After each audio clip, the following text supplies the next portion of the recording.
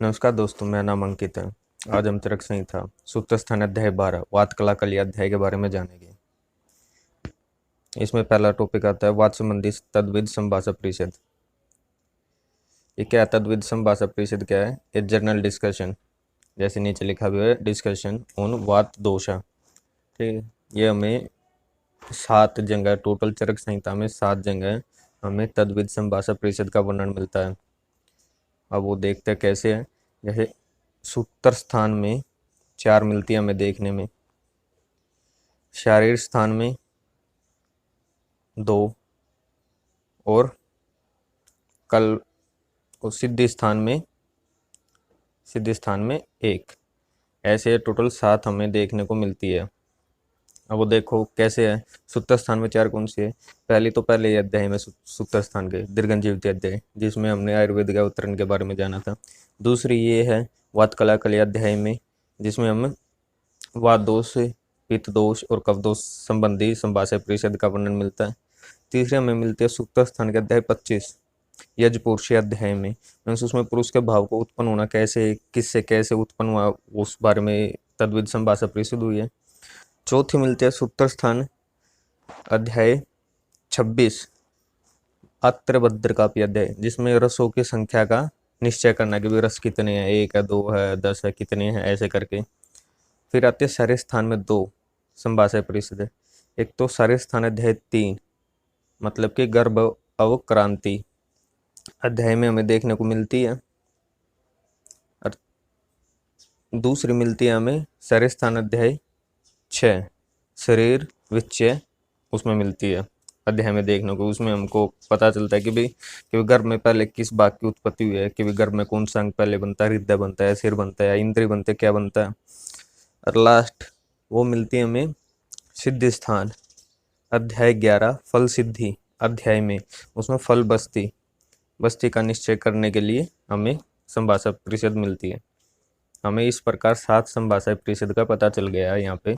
अब ये देखते कि भाई ये इस चैप्टर में क्या कहना चाह रहा है। वात संबंधी तद्विध संभाषा परिषद, जैसे मैंने आपको दीर्घजीवित अध्याय में बताया था कि उसमें 53 के करीब 53 के करीब ऋषि इकट्ठा हुए थे आयुर्वेद के अवतरण को लेकर विचार करके कि भाई इंद्र के पास कौन जाएगा, ऐसे करके। इसमें टोटल 8, मात्र 8 ही ऋषि का वर्णन मिलता है देखने में। हमें हो गए ज़्यादा, पर 8 का नाम यहाँ पे मिलता हमें अध्याय में ही। अब इसमें क्या है कि भाई क्या था इस संभाषा परिषद का कारण, क्या था, क्यों कर रहे हैं हम इसमें, क्या वायु के गुण क्या है, वात के प्रकुपित होने के कारण क्या है, कुपित शांत होने के क्या कारण है। जब वायु असंघात और अनवस्थित हो तो प्राप्त किए बिना प्रकुपित और प्रशमन करने वाले द्रव्य कौन से है जो उसे शांत और कुपित करे। अकुपित होकर अशरीर में चलने वाली मीन्स प्राकृत शरीर में और संसार में चलने वाली, और कुपित शरीर और अशरीर में चलने वाली वायु किस प्रकार होती है।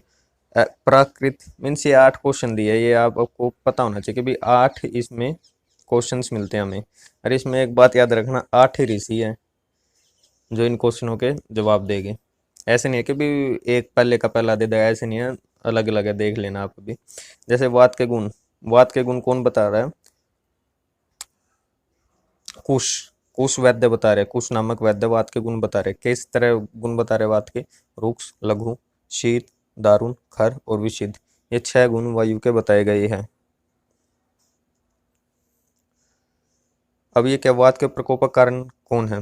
कि भाई वात के प्रकोप का कारण किसने बताया है? कि कुमार शिराराज भारद्वाज ने ये बताई। वो वाले भारद्वाज अलग थे, वो याद रखना, जो इंद्र के पास गए थे वो भारद्वाज अलग थे, ये भारद्वाज ऋषि अलग है।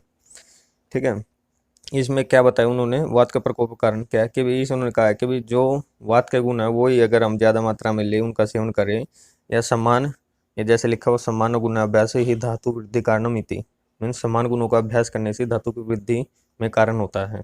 ये हम फर्स्ट चैप्टर में दीर्घजीवित में करके आए थे कि भाई सामान्य वृद्धि कारणम, वो जो यहाँ पे कंसेप्ट लगा है सामान्य विशेष का। अब थर्ड क्वेश्चन क्या था? वात शमन के कारण। इसमें कौन ऋषि बता रहे हैं? कांकेन नामक ऋषि या वैद्य इसको बता रहे हैं। तो इसमें क्या था कि भाई जो विपरीत विशेष गुण, हम अगर उससे अपोजिट गुण ले गए हम, विप्रिय, जैसे लिखा है प्रकोपेन विप्रियो ही धातु ही धातु नाम प्रशमन कर्ण इति। इसमें बताया गया है कि जो उससे विपरीत या उससे उलट जो हम द्रव्य या गुण का सेवन करेंगे उससे वात का शमन होगा, ये बताया इसमें। अब ये क्या, असंगात वात के प्रकोप पर प्रशमन की क्रिया, ये कौन बता रहा है, पहले यदि से देख के चलते हम। इसमें बता रहे धामार्गो बडिस, ये धामार्गो बडिस नामक वैद्य ने बताया इसको। अब इसमें क्या है कि भी जैसे इसमें बताया कि भी इन्होंने कांकन इस ऋषि के उनका अनुमोदन करते उनको मान के हुए अपना आंसर दे रहे हैं। जैसे कि भी ये रहा नेक्स्ट पेज पे कि भी ये रहा, वात प्रकोपक द्रव्य शरीर में रुक्षता, हल्कापन, शीतलता, कठोरपन, खुरदरापन, विषता और सुशीरपन उत्पन्न कर देते हैं। इन गुणों से युक्त शरीर हो जाता है तो इस प्रकार शरीर में वायु अपना आश्रय बनाकर बढ़ती हुई कुपित हो जाती है।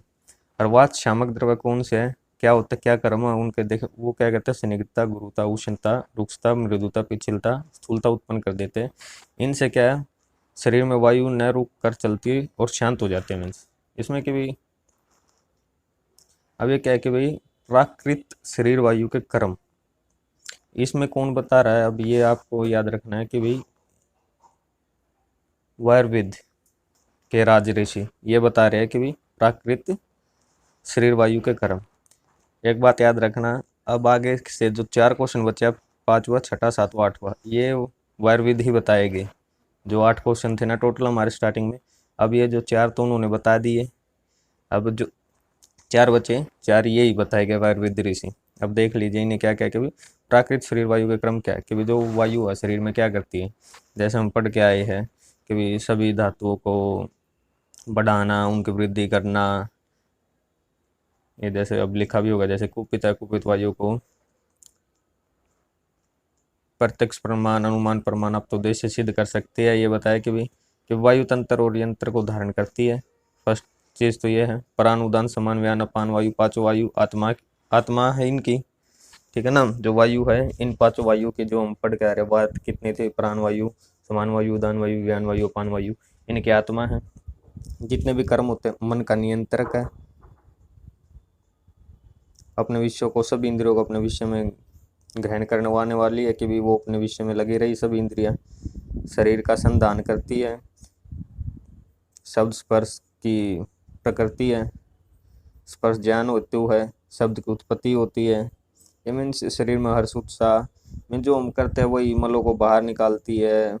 शरीर में गति करते हैं, गति का कारण वायु ही है, यही बताया इसमें।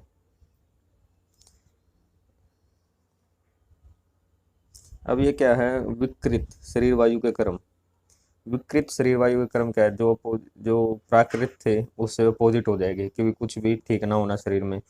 अब इसमें क्या है, ये बताया गया जैसे बलवान सुख आयु का नाश कर देती है, मन को दुखी करती है, इंद्रियों की शक्ति का नाश हो जाता है, गर्भ नष्ट हो जाता है, गर्भ में विकृति उत्पन्न हो जाती है, गर्भाशय में सुगा देती है, गर्भ को शोक, मोह, दीनता आदि प्रलाप, उपद्रव उत्पन्न कर देती है, प्राण को नष्ट कर देती है। ये विकृत शरीर वायु के कर्म है।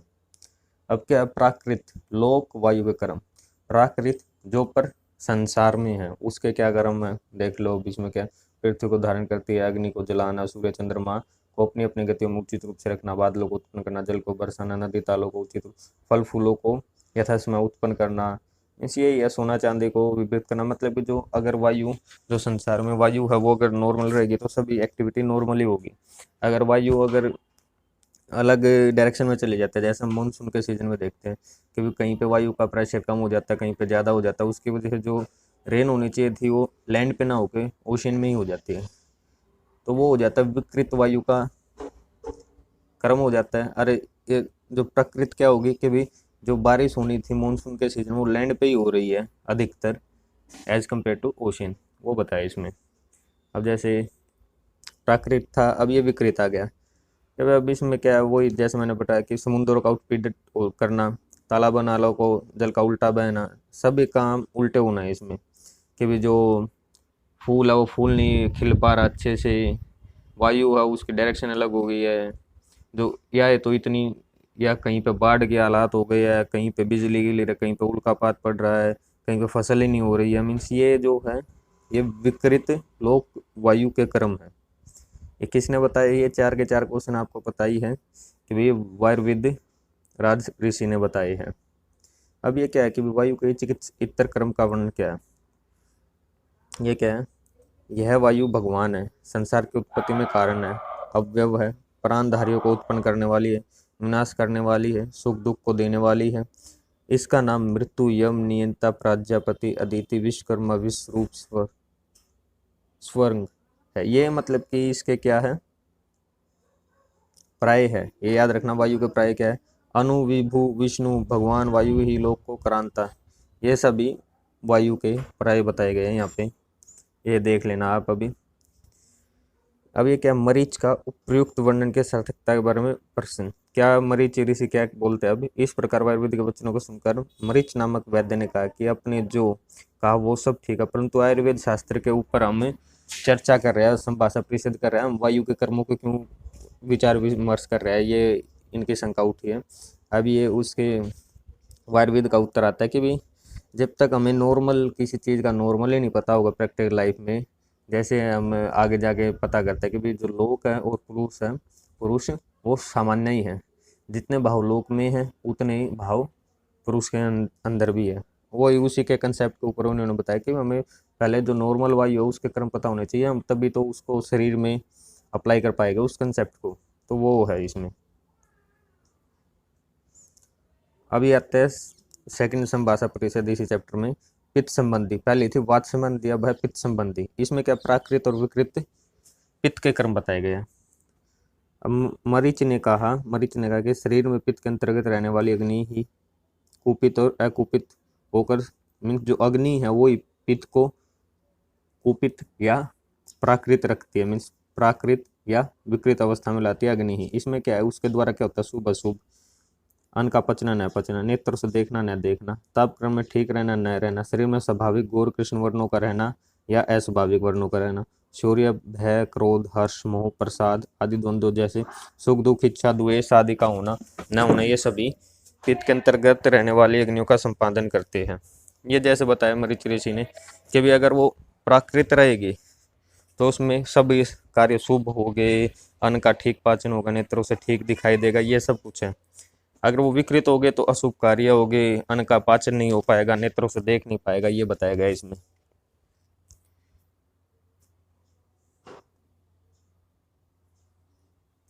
अब ये थर्ड आ रहा है कफ संबंधी तद्विध संभाषा परिषद।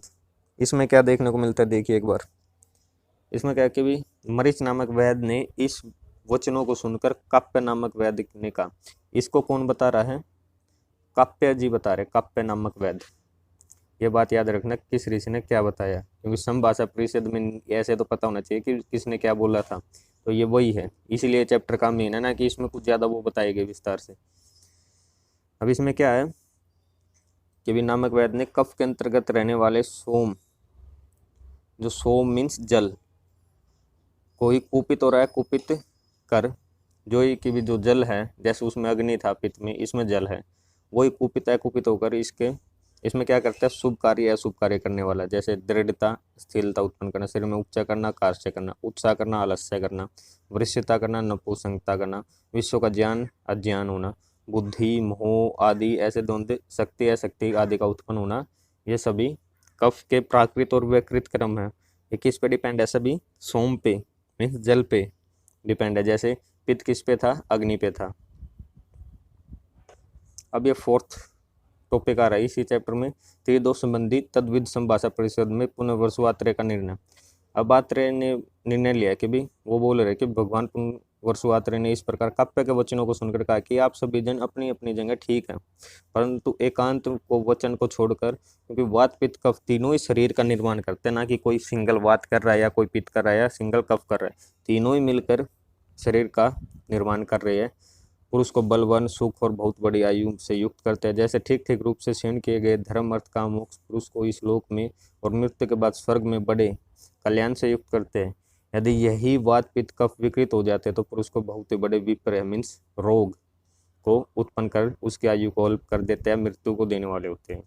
जैसे प्रलय काल में विकृत हुए ग्रीष्म, वर्षा, हेमंत, ये तीनों ये उपमा दी है। जैसे प्रलय काल में विकृत ग्रीष्म, वर्षा, हेमंत, ये तीनों संसार में अशुभ भाव से युक्त कर नष्ट कर डालती हैं। जैसे वही है कि भाई इनका अति योग हो जाएगा या योग हो जाएगा, मीन्स जो काल का हमने बताया था त्रिविध विकल्प 23वें अध्याय में, वो यही है कि भाई अगर इनके विपरीत या कुछ इनका त्रिविध विकल्प होगा, योग, अति योग या मिथ्या योग, तो उससे संसार में बहुत ज़्यादा परेशानियां मीन्स व्यापत्ति उत्पन्न हो सकती है। क्योंकि ठंड के समय में अगर ज़्यादा ठंड पड़ेगी तो जो ह्यूमन बींग है उसमें शायद सर्वाइव कर पाए या ना कर पाए, वो वही है बस इसमें। आत्रेय मत का समर्थन तथा उपसंहार। इस प्रकार भगवान आत्रेय के वचनों को सुनकर सभी ऋषियों ने उनके वचनों का अनुमोदन किया। सभी ऋषियों ने आत्रेय पुण्यवसु के इस वचन को सुनकर उसी का समर्थन कर अभिवंदन कर, जैसे इंद्र के वचन को सुनकर देवताओं ने समर्थन और अभिवंदन किया था। ये क्या, अब इस चैप्टर का उपसंहार कर दिया है।